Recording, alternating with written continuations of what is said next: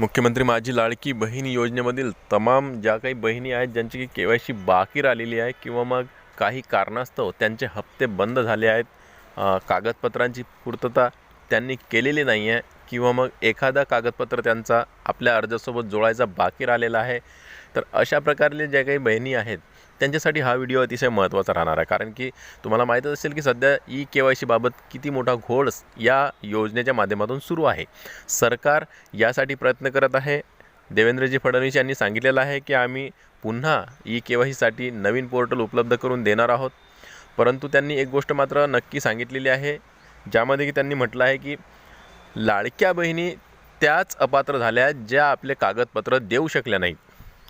के.वाय.सीसाठी आम्ही 8-9 महिन्याचा कालावधी दिला होता, परंतु त्या कालावधीमध्येही त्यांनी आपली कागदपत्र न देता के.वाय.सी केली नाही आणि म्हणून त्या बाद झाल्या असं त्यांचं म्हणणं आहे. म्हणजेच की कागदपत्र म्हणजे काय, तर जे निकष त्यांनी ठेवलेले होते त्या निकषांच्या ज्यासाठी जे काही कागदपत्र लागणार होते त्यामधला एखाद कागदपत्र ज्या बहिणी देऊ शकल्या नाहीत त्यांना बाद केलेलं आहे असं त्यांचं म्हणणं आहे. म्हणजेच की ते या योजनेत बसत नाहीत.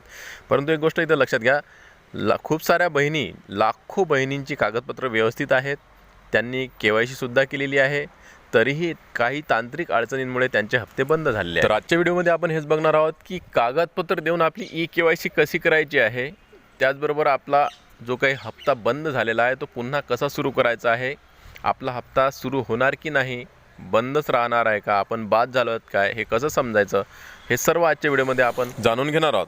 तर नमस्कार, मी देवानंद गावंदे आणि आपण बघत आहात टेक्निकल मराठाजी. ताईंनो, या चॅनलवर जर तुम्ही नवीन असाल तर चॅनलला सबस्क्राईब करा, व्हिडिओला लाईक करा आणि शेअर करायला विसरू नका. चला तर आजच्या व्हिडिओला सुरुवात करूया आणि सर्वात आधी जाणून घेऊया ही बातमी जी साम टी व्हीवाल्यांची वेबसाईटवर झळकलेली आहे. तुम्ही बघू शकता इथं राज्यातील लाडक्या बहिणींच्या खात्यात 16 जूनपासून मे महिन्याचा हप्ता यायला सुरुवात झाली आहे.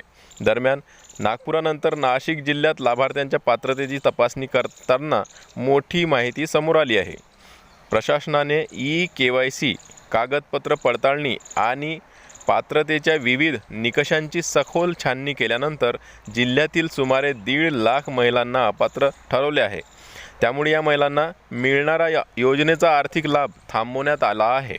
प्रशासकीय अधिकाऱ्यांनी दिलेल्या माहितीनुसार या योजनेचा लाभ केवळ शासनाने निश्चित केलेल्या सर्व अटी व निकष पूर्ण करणाऱ्या महिलांनाच दिला जातो.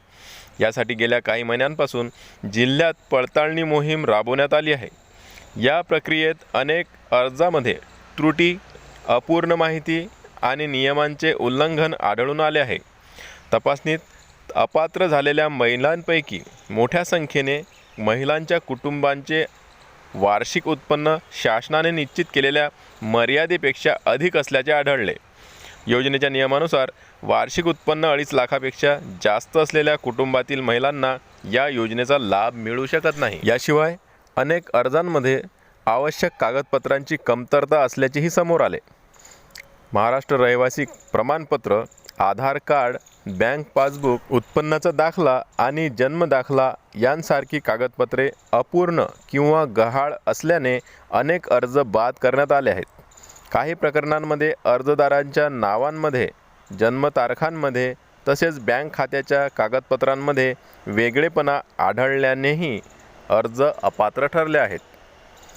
अहवालानुसार योजना सुरू झाल्यानंतर नाशिक जिल्ह्यात सुमारे 14 ते 15 लाख महिलांनी अर्ज केले होते. मात्र पडताळणी प्रक्रिया पूर्ण झाल्यानंतर पात्र लाभार्थ्यांची संख्या लक्षणीयरित्या कमी झाली आहे. सरकारी निधीचा योग्य वापर व्हावा आणि योजनेचा लाभ खऱ्या पात्र महिलांपर्यंत पोहोचवावा यासाठी ही कारवाई करण्यात आल्याचे प्रशासनाने स्पष्ट केले आहे. दरम्यान आता जूनचा हप्ता कधी येणार हे पाहणे महत्त्वाचं ठरेल. तर अशा प्रकारची ही बातमी समोर आलेली आहे आणि तुम्ही बघू शकता की नाशिक जिल्ह्यामध्येच 1 लाखच्या आसपास महिलांना अपात्र करण्यात आलेलं आहे. म्हणजेच की अशा प्रकारे खूप साऱ्या बहिणी, तुम्हाला माहीत असेल की 80 लाखाचा आकडा सरकारी समोर आलेला आहे की 80 लाख महिलांना अपात्र करण्यात आले आहे लाडकी बहीण योजनेमधून. आता हे का करण्यात आलं मी आता सांगितलं आहे. यामध्ये स्पष्ट सांगितलेलं आहे की कागदपत्रांची पूर्णता त्यांनी केलेली नाही आहे. त्यांचं जे काही जन्माचा दाखला असेल, रहिवासी दाखला असेल, विविध जे दाखले असतील ते अर्ज करताना त्यांनी जोडलेले होते, त्यामध्ये एखादा कागद त्यांनी जोडलेला नसेल आणि म्हणून त्यांना अपात्र करण्यात आलं असं देवेंद्रजी फडणवीससुद्धा यांनी सांगितलेलं आहे.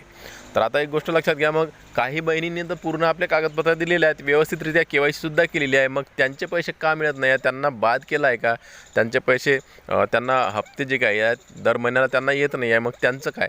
तर ही तांत्रिक अडचण आहे, तपासणी चालू आहे आणि ही पडताळणी झाल्यानंतर मग त्यांच्यावर कारवाई करण्यात येणार आहे. जर त्या व्यवस्थितरित्या या योजनेचा निकष पाळत असतील, आपली कागदपत्र त्यांनी व्यवस्थितरित्या दिलेली असतील, तर त्यांना हप्ते पुन्हा सुरू होणार आहेत असं देवेंद्रजी फडणवीस यांनी सुद्धा सांगितलं. तर ताईंनो, एक गोष्ट लक्षात घ्या की तुम्ही जेव्हा तुमचे कागदपत्र या योजनेशी जोडले होते त्यावेळेस तुमचे कागदपत्र नीट व्यवस्थितरित्या दिले होते का? जे निकषांमध्ये बसत आहात तुम्ही, त्या निकषांचे कागदपत्र जसं की जन्म दाखला असेल, रहिवासी दाखला असेल, किंवा मग आपलं आधार कार्ड, पॅन कार्ड किंवा मग इतरही जे काही कागदपत्र त्यांनी मागवले होते ते अर्जासोबत तुम्ही जोडताना व्यवस्थित जोडले होते का? राशन कार्ड असेल तर हे तुम्ही सर्वच दाखले जर जोडलेले असतील आणि तरीही तुमचे हप्ते बंद झाले असतील तर घाबरू नका. तुम्ही पात्र आहात, तुमचे कागदपत्र व्यवस्थित असतील, तुम्ही निकषात बसत असाल आणि तरीही हप्ते थांबले असतील तर ही पडताळणी सुरू आहे आणि म्हणून ते हप्ते तुमचे रोखलेले आहेत.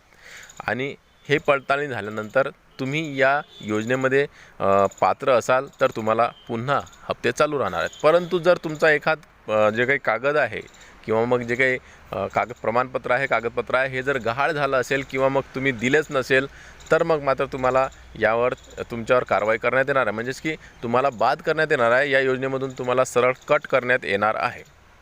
बघा, जेव्हा तुम्ही योजनेला सुरुवात केली होती, योजनेची जे काही कागदपत्र तुम्ही अर्ज दाखल केला होता, अर्ज भरला होता, त्यावेळेस तुम्हाला काही कागदपत्र सरकारनं जोडायला सांगितली होती. त्यामध्येच की जन्माचा दाखला असेल, रहिवासी दाखला असेल, आधार कार्ड असेल, बँकेचं पासबुक असेल किंवा मग आपलं राशन कार्ड असेल, अशा प्रकारचे कागदपत्र त्यांनी मागितले होते आणि ते अर्ज देतानाच तिथं अपलोड आपल्याला करायची होती. सेतू केंद्रावर किंवा मग इतर ठिकाणी आपण अपलोड केलेली होती. तर यामध्ये जर तुमचं काही एका कागदपत्र तुम्ही देऊ शकल्या नसाल तर मग तुम्हाला बाद केलं जाणार आहे. जर तुमच्याकडे तो कागदपत्र आता आला असेल तर पुन्हा तुम्ही या योजनेचा लाभ घेऊ शकता. आता हे कागदपत्र कुठे द्यावं लागणार आहे हे सुद्धा मी तुम्हाला सांगणार आहे आणि तुम्ही आपला अर्ज तपासू शकता की नेमकं आपण कोणकोणती कागदपत्र याला जोडलेली आहेत योजनेला. काही कागद एखादा कमी तर नाही ना? तर तुम्ही लाडकी बहीण योजनेच्या वेबसाईटवर जाऊन अशी चौकशी करू शकता किंवा मग आपलं एडिट ऑप्शनवर जाऊन आपण कोणते कोणते कागदपत्र तिथं जोडलेले आहेत हे पाहू शकता. त्यामध्ये जर काही कमतरता वाटत असेल तर मग तुम्ही तिथं कागदपत्र जोडू शकता किंवा मग जिल्ह्याच्या किंवा तालुक्याच्या महिला व बाल विकास विभागामध्ये जाऊन तिथं चौकशी करू शकता आणि तिथं त्यांना सांगू शकता की आमचं नेमकं कोणतं कागदपत्र बाकी राहिलेलं आहे किंवा हे आम्हाला तपासायचं आहे, आमचा अर्ज का बाद करण्यात आलेला आहे, आम्हाला हप्ते का थांबलेले आहे हे आम्हाला तपासायचं आहे. तर तिथचे अधिकारी आपली तिथूनच त्यांच्या कम्प्युटरवरूनच तुम्हाला सांगतील की नेमकं तुमचा अर्ज का बाद करण्यात आला आहे, तुमचे हप्ते का रोखण्यात आलेले आहेत. तर नेमकं तुम्हाला जिल्हा व महिला बाल विकास कार्यालयामध्ये मालूम होणार आहे की नेमकं आपला कोणता कागद तिथं द्यायचा बाकी राहिला आहे. तो कागदपत्र तुमच्याकडे असेल तर तुम्ही तिथं देऊ शकता आणि या योजनेचा पुन्हा लाभ घेऊ शकता. परंतु ताईंनो, त्यासाठी तुम्हाला पात्रता तुमची असायला हवी, म्हणजेच की तुम्ही तुमचे निकष जे आहेत त्या निकषात बसायला पाहिजे. जे निकष काय आहेत, 2.5 लाखाच्या खाली उत्पन्न पाहिजे, घरी 4 चाकी वाहन नाही पाहिजे, सरकारी नोकरीवर नाही पाहिजे, सेवानिवृत्ती वेतन नाही पाहिजे, एकाच घरातून एकाच राशन कार्डवर 2 ते 3 महिलांनी लाभ घ्यायला नाही पाहिजे आणि इतर जे काही निकष आहेत त्या निकषांमध्ये तुम्ही बसला पाहिजे. तुम्ही जर अशा प्रकारे पात्र असाल, तुमच्याकडे कागदपत्र पूर्ण असतील, एखादा कागदपत्र द्यायचा राहिला असेल तर तुम्ही महिला व बालविकास कार्यालयात नेऊन तो कागदपत्र देऊ शकता आणि या योजनेचा लाभ घेऊ शकता. परंतु त्यासाठी तुम्ही निकषात बसले पाहिजे. एक गोष्ट मी वारंवार सांगत आहे. तर तुम्ही घाबरू नका, टेन्शन घेऊ नका. असं काही झालं असेल तर तुम्ही नक्की याचा फायदा घ्या, लाभ घ्या, कागदपत्र घेऊन जा जिल्ह्याच्या ठिकाणी महिला व बालविकास विभागाच्या कार्यालयामध्ये आणि तिथून आपले अर्जाची पुन्हा छाननी करून तिथं चेक करा, तिथं कोणता कागदपत्र पाहिजे ते द्या. त्याचबरोबर आपण निकषात आहोत की नाही हे बघून घ्या. निकषात जर तुम्ही बसत असाल तर मग तुम्हाला योजनेचा लाभ पुन्हा मिळणार आहे. तर ताईंनो, घाबरू नका, तुमची KYC सुद्धा होणार आहे. ज्या बहिणींची KYC बाकी राहिलेली आहे, काही अडचणी असतील तर त्यांच्या अडचणीसुद्धा दूर केल्या जाणार आहेत. तर तुम्हाला त्यासाठी थोडं थांबावं लागणार आहे. या 8-15 दिवसांमध्ये आपलं नवीन KYC पोर्टल ओपन होणार आहे. सर्व बहिणींना KYC करता येणार आहे पुन्हा. त्याचबरोबर काही अडचण असल्यास जिल्ह्याच्या महिला व बालविकास विभागाच्या ठिकाणी जाऊन आपली तक्रार करून आपले अर्ज दाखल द्या. कागदपत्र कमी पडत असतील तिथं देऊन द्या आणि पुन्हा या योजनेचा लाभ घ्या ताईंनो. तर व्हिडिओ आवडल्यास लाईक करा. व्हिडिओ पुन्हा नवीन एका व्हिडिओमध्ये. तोपर्यंत जय महाराष्ट्र.